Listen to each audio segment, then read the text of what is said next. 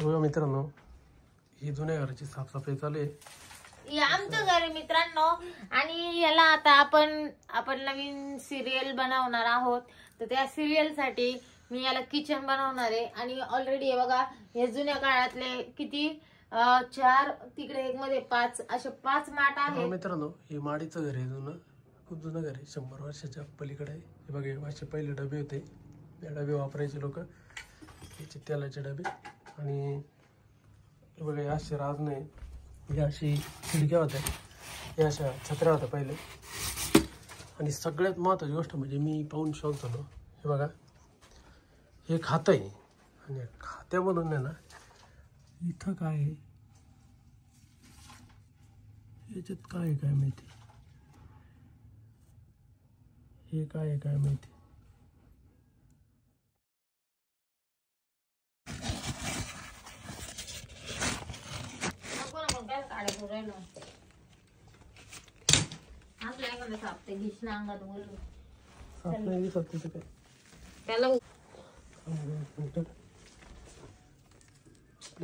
काही रिकामे काम पहिले करते, माती यांना टाकून झालं ना. मग ते काढायचंय मला, काय ते पाहू दे. मी जाई ना खाली निघून. खाली त्याच्यामध्ये जर काही धंदो असलं तर भेटेल ना आपल्याला. म्हणजे मला पण द्या. हा तेव्हा मित्रांनो, नेमकं त्यात काय आहे बघायचं आपण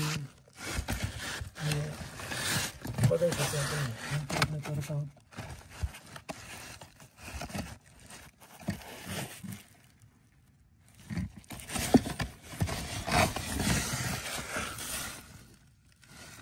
हातही जाय ना मला नेमकं.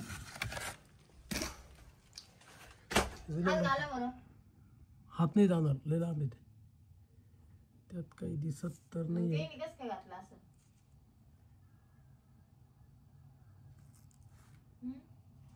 काय असेल मित्रांनो हे सांगा बरं.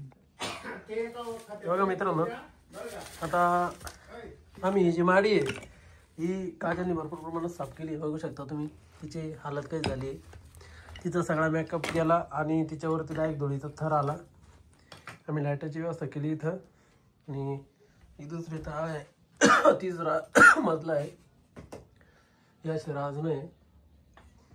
आणि बघू शकता तिचा अवतार कसा झाला आहे. आणि इथं आम्ही मस्त चूल करणार आहेत. हे जुने भांडे इथं असे ठेवलेले होते. आणि या माडीला पूर्णपणे आम्ही सारून पोचरून घेणार आहे. हे जे तुम्हाला जे खोले जे दिसत आहे हे एकदम चोपडा चटक एकदम भारी असं तुम्हाला दिसणार आहे. आणि त्या पद्धतीने आम्ही काजल आणि मी आमच्या घराचं काम करतोय. काजल मॅडम, कसं वाटतंय तुम्हाला? छान वाटतंय. आणि खरंच खूप आनंद भेटतोय की या जुन्या मातीचा वास इतका मस्त एकदम सुगंध येत असतो. आणि खरंच मला आधी खूप भीती वाटली होती, पण जेव्हा मी कामाला लागले आणि हे सगळं स्वच्छ केलं तर आता अजून उत्सुकता वाढली आहे की मी अजून याला चांगलं बनवू शकते. त्यासाठी आता हे बघा, हे पूर्ण कचरा वगैरे काढलाय, ह्या जुन्या विटा वगैरे एकत्र केले. तर आता त्या बघा मित्रांनो, हे जे आहेत ना, हे जे आहेत बघा, हे राज नाही. तर याला आम्ही एकदम प्रोफेशनल लेवलनी करणार आहे. आणि आम्ही सगळ्या जेवढ्या जुन्या वस्तू आहेत आमच्याकडे तेवढ्या आम्ही सगळं सांभाळून ठेवणार आहे. याच्यामध्ये आम्ही जास्त काही फारसा बदल करणार नाही आहे. जसं होतं पहिले तसंच आम्ही राहून देणार आहे. फक्त त्याला आम्ही जे पूर्वस्थिती आहे जे त्याला काय म्हणता पुनर्जीवन, तर ते आम्ही देणार आहोत. काजल मॅडमनी फार कष्ट घेत आहे याच्यामध्ये. ते कष्ट घेत आहे म्हणजे गरज त्यांचं आहे, त्याच्यामुळे ते कष्ट घेणारच आहे.